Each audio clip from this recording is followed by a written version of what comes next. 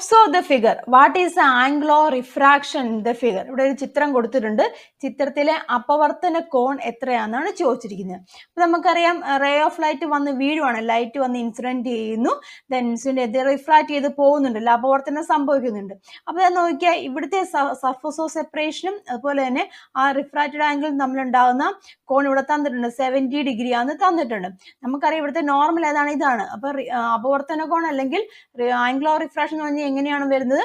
ആ നോർമലുമായിട്ട് മേക്ക് ചെയ്യുന്ന ആംഗിൾ, അതായത് ഈ ആംഗിൾ ആണ് നമുക്കിവിടെ കണ്ടുപിടിക്കുന്നത്, നോർമലുമായിട്ട് മേക്ക് ചെയ്യുന്ന ആംഗിൾ.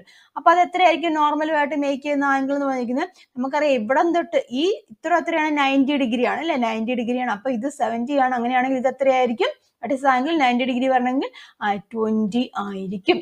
മനസ്സിലല്ലേ? അപ്പൊ അവിടുത്തെ ആംഗിൾ ഓഫ് റിഫ്രാക്ഷൻ എത്രയാണ്? 20 ഡിഗ്രിയാണ്. അപവർത്തന കോൺ എത്രയാണ്? 20 ഡിഗ്രിയാണ്. മനസ്സിലായല്ലോ?